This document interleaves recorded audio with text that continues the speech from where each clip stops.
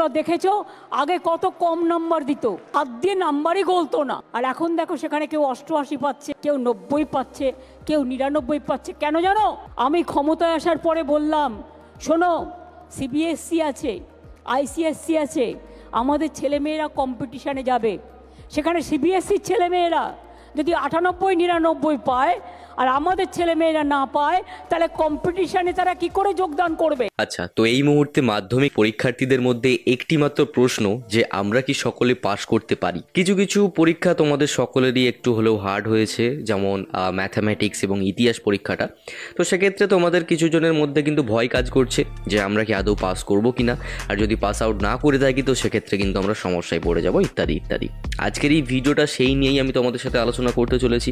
ভিডিওর প্রথমে তোমরা একখানা ক্লিপ দেখলে মুখ্যমন্ত্রী মমতা বন্দ্যোপাধ্যায়ের, এবং সেই সকল বিষয়গুলোকে নিয়ে এবং এই বছরের জন্য কি কি তোমাদের আপডেট রয়েছে সম্পূর্ণ বিষয়টা আজকের এই ভিডিওতে আমরা কভার করতে চলেছি। আর যেমন কিনা তোমরা টাইটেল এবং থাম্বনেলে দেখেই নিয়েছো, দ্যাট তোমরা ম্যাক্সিমাম ছেলে কিন্তু পাস আউট করে যাচ্ছ। এবার কেন করছো আর এটা কি আদৌ সত্যি কিনা সেটাকে নিয়েই হবে আলোচনা। আমার নাম বিক্রম, তোমরা সকলে দেখছো দ্য সায়েন্স ওয়ার্ল্ড। তো চলো গাইস, ভিডিওটি শুরু করা যাক।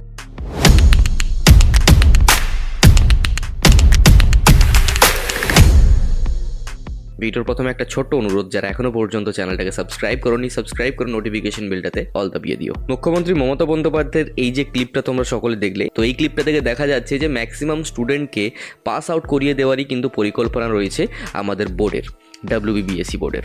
তো এর কারণ কি বা এটা করা হচ্ছে কেন, সেই নিয়ে আসার আগে তার আগে বলে রাখা ভালো যে প্রিভিয়াস ইয়ারের রেকর্ডস কি রয়েছে, অর্থাৎ মাধ্যমিক বা উচ্চ মাধ্যমিক আমাদের ওয়েস্ট বেঙ্গলের যাবতীয় বোর্ডের এক্সাম রয়েছে, এক্ষেত্রে কি ম্যাক্সিমাম স্টুডেন্টরা পাস আউট করে যায় কিনা সেটা যদি আমরা একেবারের জন্য নজর রাখি, সেক্ষেত্রে আমরা সকলেই দেখতে পাবো যে হ্যাঁ, বিশেষ করে মাধ্যমিকের পরীক্ষাতে ম্যাক্সিমাম ছেলেদেরকেই কিন্তু পাস আউট করিয়ে দেওয়া হয়, ম্যাক্সিমাম ছেলে মেয়েদেরকে পাস আউট করিয়ে দেওয়া হয়।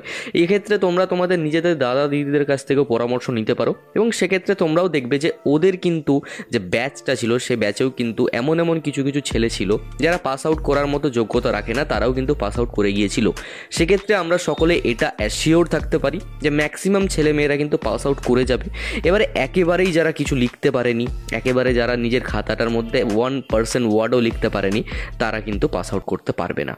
এবং আই হোপ যারা এই মুহূর্তে ভিডিওটা দেখছো ম্যাক্সিমাম ছেলেমেয়েরাই কিছু হলেও লিখে এসেছো, কিছু হলেও MCQ করে এসেছো। তো সেক্ষেত্রে তোমাদের চিন্তা করার কোনো কারণ নেই, তোমরা কিন্তু পাস আউট করে যাচ্ছ। তো ভিডিওর এন্ডিংয়ে এতটুকু আমি অ্যাসিওর তোমাদেরকে করিয়ে দিতে পারি দ্যাট হ্যাঁ, ম্যাক্সিমাম স্টুডেন্টরা কিন্তু পাস আউট করে যাচ্ছ তোমাদের মাধ্যমিক 2000 পরীক্ষার এক্সামিনেশন। এবারে তোমরা ক্লাস 11-এর জন্য প্রিপারেশন নাও, যে যেই সাবজেক্টটা নিতে চাও, যে যেই স্ট্রিমে যেতে চাও, সেই নিয়ে তোমরা কিন্তু পড়াশোনা এখন থেকেই শুরু করে দাও, এটাই কিন্তু বেটার হবে। আর যদি তোমরা কনফিউজ থেকে থাকো দ্যাট তোমরা কোন স্ট্রিমটা নিলে তোমাদের বেটার হবে, তো সেই নিয়ে ডেডিকেটেডলি আমি কিন্তু ভিডিও নিয়ে আসবো দ্যাট সায়েন্স ভালো না কমার্স নাকি আর্টস, নাকি সায়েন্সের মধ্যে বায়ো সায়েন্স নেওয়া ভালো নাকি পিওর সায়েন্স নেওয়া ভালো, সব বিষয় কিন্তু আমি ভিডিও নিয়ে আসবো।